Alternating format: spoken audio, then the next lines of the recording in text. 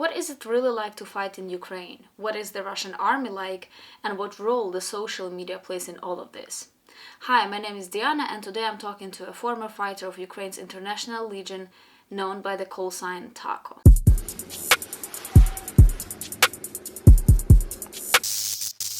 Hello, my call sign is Taco. I am from Spain, and I've been in Ukraine since 2024, and I've worked as an infantryman, as a Mm-hmm. drone pilot as well. Mm-hmm. Those have So been my main roles. and you've told me before that you are only 21. That's very young. Mhm. And why did you decide to come to war? I was following this war since the beginning because I had close friends in Spain that were Ukrainian, Mm-hmm. and it was something that I followed ever since 2022, and even before that because they told me about the things that happened in 2014 and thing with Crimea, the Luhansk People Republic, and the Donetsk People Republic as well. And what happened was in 2023, my best friend from my childhood, he was Ukrainian, but he came to Spain when he was 8 years old. Mm-hmm. So we were really good friends since childhood. He came here in 2023 to Ukraine, and he died on the summer of 24. And the day I got told that he died, that was the day that I applied to come here. And a month later, I was here. I was in Ukraine. You guys receive news about the war in Ukraine prior to 2022? Not really, not in a mass media sense. We didn't get anything in Spain. Like Mm-hmm. maybe there was isolated news around 2014, but it wasn't something that made the big news. It was never something that it was talked about or nothing like that. And it's sad actually because the war actually started way before 2022. You know that better than I do, and that's a thing that everybody should know. And sadly, we didn't. We only realized after the full-scale invasion started in 22. So what was your first combat experience like? I mean, it's something hard to explain in a way, but it was just the way I remember it. It's just a blur. Like it happened so fast, but at the same time, it didn't. We were doing a recon mission in the Toretsk sector. It was back in 24, and it started really good actually because we had really bad weather, so there were not many drones around, and we had a clean infill, and we were doing our job pretty nicely. We were checking house to house, looking for possible positions, new positions, and everything went south in 10 minutes because the clouds magically vanished. The sun came out, Mm-hmm. and in the span of 10 minutes, we went from a clear sky, freedom of movement, to a swarm of fucking FPVs. I'm sorry for cursing. Ah, I you're good. yeah, okay. On top of us, and it's a blur because after that happened, after the drones arrived, I remember that the first thing I heard was rumbling in the sky, Mm-hmm. and one of my more experienced friends, he said, "Cap, a cab is coming. We got missiles incoming." And I remember going inside the house, just dropping down on the ground and hearing the missile come, and just like I was thinking to myself, man, you're fucked. You're gonna die on your first mission. You're stupid. Like that's what all that I was thinking. And we got three hits. One of them 30 meters away. Mm-hmm. I got my left ear. I cannot hear anything anymore. Basically, I just hear static from that ear because of that explosion. One 300 when the missiles hit, and we started retreating back, and we had to go from one house to the other. We were falling back, and we Mm-hmm. had like a 40-meter run approx in between one house to the other.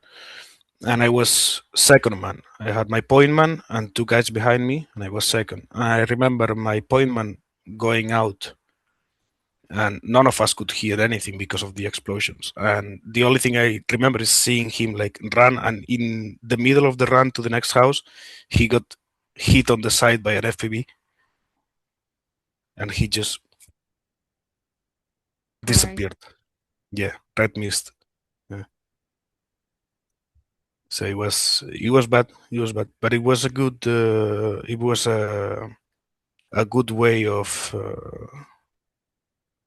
showing that it was not a game, that it was real, that the danger was there. How did But yeah, all of that change you as a person?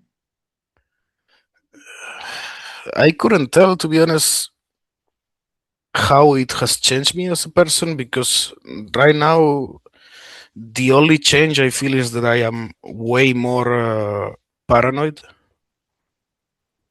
about literally everything, and I am also way more aware of the people I surround myself with because of the paranoid thing as well.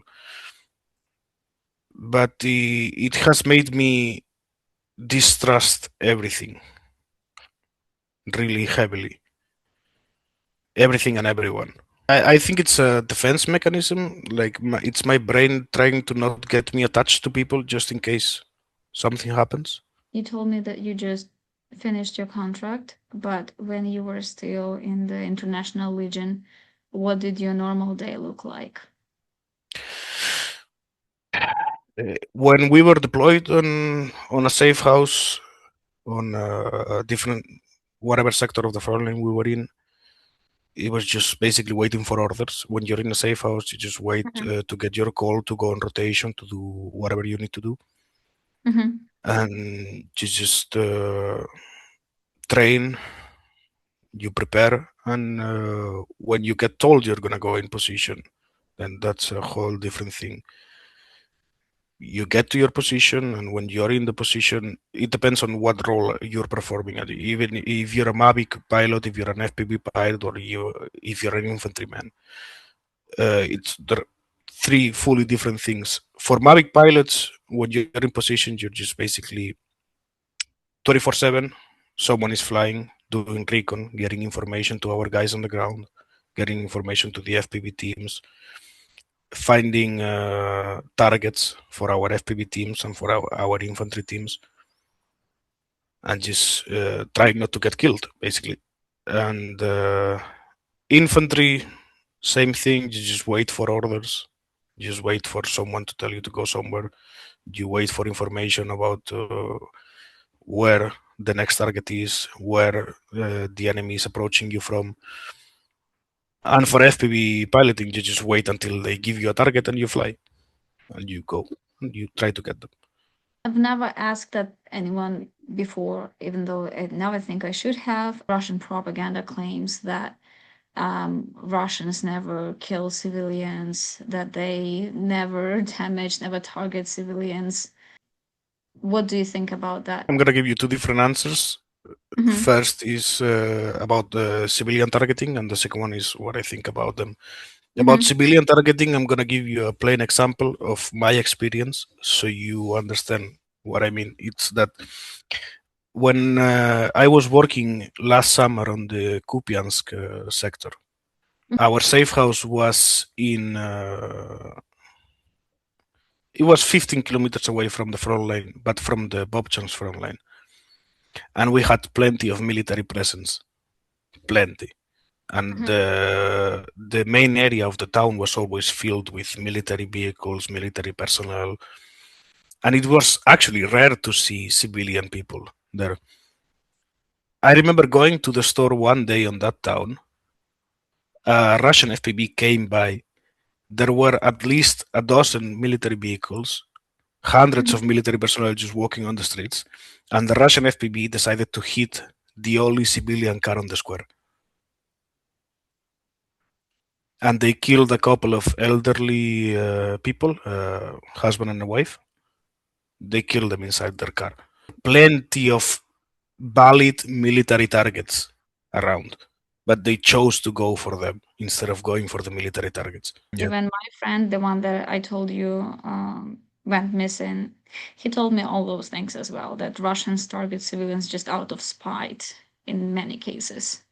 Yeah, And and it's surprising because for us, like in our side, we have this is known. This is not something new, but we have a lack of resources, you know, and we Yeah. cannot be wasting resources on stupid shit or things that aren't important. And they have the resources and they have the time to target civilians, and they have the balls to target a civilian car in a town where that it's filled with military personnel, you know.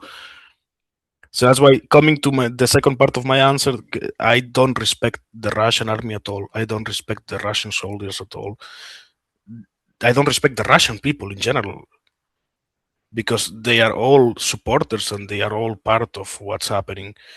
But singling out the Russian army, I think they are unprofessional. I think they have a huge ego problem, and they are bad soldiers. Because I don't have military experience from back in my country. I don't have any, and I've still managed to get through all of this and do plenty of damage.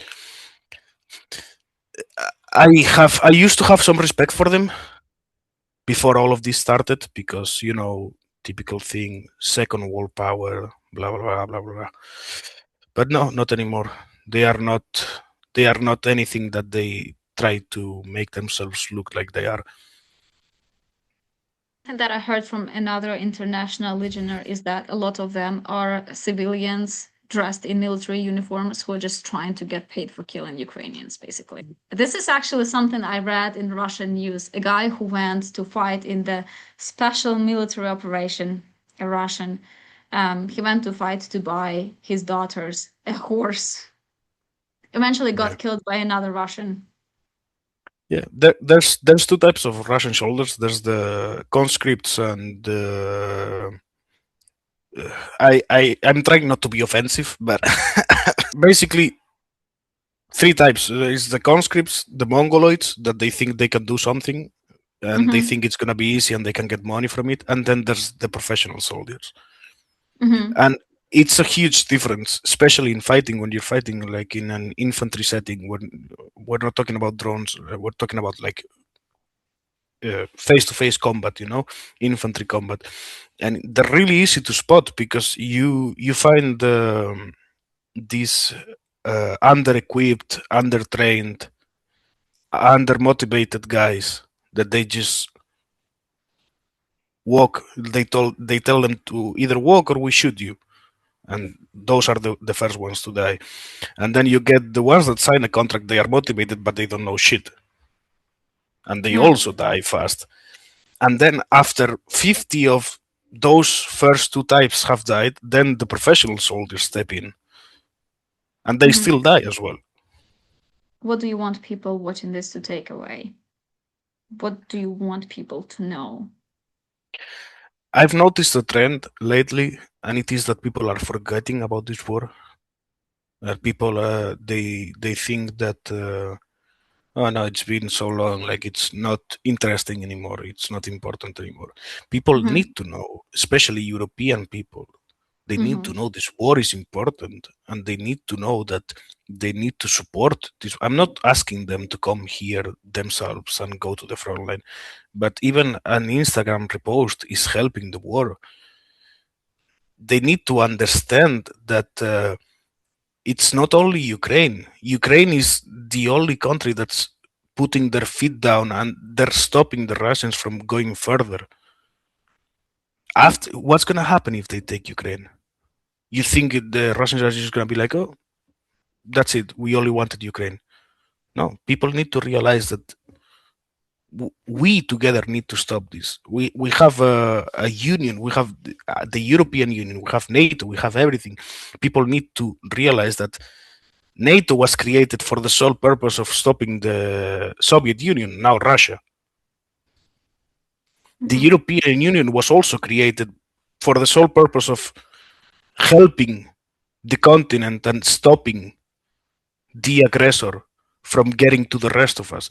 People need to realize that this is not a TikTok trend. This is not, I don't know how to call it, but they need to realize that this is way bigger than any of us individually. That everyone needs to chip in. We need to do something about this. Because Yeah. if we just let it happen, what's going to happen next? What happened in 2014? We just let it happen, and then what? 2022, full scale invasion. What happens now? We sign a peace treaty. Ukraine keeps up half of their fucking country, and then in 8 years, it's gonna happen again, and again, and again, and again, and again. This cannot happen. People need to realize that this is not about Ukraine. Yeah, the war is far from you right now, but you don't know where the war will be in 10 years or 5 years. I said it before, and I'm always saying it, that huge role in this is played by Russian propaganda, because they have this tactic known as fire hose of falsehood, where they throw so many different narratives into the masses, on social media, on TikTok, on YouTube, everywhere. And they are very inconsistent, and they contradict each other. They claim they invaded Ukraine because Ukrainians are Nazi. Then they say they invaded Ukraine because Ukrainians are second Israel. They create a bunch of conspiracy theories, a lot of that. So eventually, people, even if they notice that it doesn't make any sense, they get tired of this never-ending flow of information. They don't know whom to trust. They just disconnect. So they don't care anymore. That's why I always insist on media literacy and checking your sources and just, being a good person and not sharing Exactly. the information before checking it. That's something that pisses me off a lot, especially because I get a lot of people from even my hometown in Spain. Like, I'm not even talking about just broadly Spain. I see people that I know personally, and they repost shit about a post about a Russian account, a Russian bot saying that no, Ukrainians are Nazis, or and I tell them, like, did you check any sources, or you just reposting this? No, because Putin is the only war fighting against the woke virus. Bled, fuck off! Like, people need to think about what they share, about what they believe, but they don't, and it's infuriating. I cannot even put it into words. Like, I gotta tell you, English is not my first language. If I was speaking in Spanish, I would make a whole spiel about this. Like, people just don't, the Russian propaganda machine is really powerful. It They is, invest a lot and of money. They spend yeah, a lot of money on it. and you see it because even people that me personally, people that I know, and I know they're not bad people, I know they're just misinformed, but they still believe it because the propaganda is so strong and it's so persistent, and they get so much of it that their brains is Overwhelmed. yeah. So yeah, that's another thing, that the Russian propaganda is too strong in the European continent and also outside of Europe. And that's why I always tell people, like, you need to check your sources, you need to check what you're seeing, you need to fact check that shit, like, especially like people I know, because I'm like, man, you know me, we are friends from fucking high school, you can ask me if this is true or not. I am here, bled. Like, I know how the shit works, and you're reposting this shit like it's the absolute truth because you saw it in an Instagram post. There's people that are prone to believing things more because someone that they know are saying those things. I don't know. I'm sure there's a term in English, but I cannot get it out of me. I'm sorry. But they should be aware that what they share has an impact. Same, and it goes both ways. Like I said, like 2 minutes ago, I told you, like, even an Instagram repost is helpful to the war effort in Ukraine. But at the same time, it's harmful if they repost something that it's not true, or they repost something from the other side that makes absolutely no sense. People need to realize they need to get out of just no. I saw this on TikTok. Oh no, Ukrainians are bad because an FPV drone killed a Russian soldier that was sad. What the fuck are you talking about? Like, this motherfucker signed a contract to come to Ukraine and kill people, and you're feeling bad for him because he was crying before he got killed. Man, you could have stayed home. Like, you could still be alive. You didn't sign a contract, and you came to Ukraine to fucking try and kill somebody else in their home. No, I feel bad because there's a drone video, and he was crying before he got killed. My friends were crying before they got killed, and they were defending their homeland. They weren't just there for the money. So people need to think. They need to realize. They need to do a reflection fucking session about what they think, about what they share, about what they do. I'm trying not to get too emotional, but it's something that hits close to home, especially in days like today. I'm still in Ukraine, even though I just broke my contract. I'm planning on staying here for as long as I can. I'm planning on helping in any way I can. I'm gonna start, God willing, I'm gonna start soon helping and train internationals that join the Ukrainian armed forces. And it's something that always gets me, because every time I open Twitter, it's always the same shit. It's always some dude from the US or from fucking Germany saying like, "Oh, they killed him and he was so sad, like he didn't want to die." Man, he had a choice. Ukrainian people don't. Yeah, if Russia stops fighting, there will be no war. If Ukraine stops fighting, there will be no Ukraine. Exactly. And also, people need to realize that Russia is a paper tiger. They are a paper tiger, literally.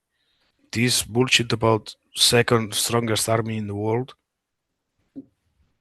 Ukraine should be number one army in the world right now. The way they work, the way they repel assaults, the way they are defending their homeland, being a country that's a third of the size against their aggressor, like not even size, like population wise,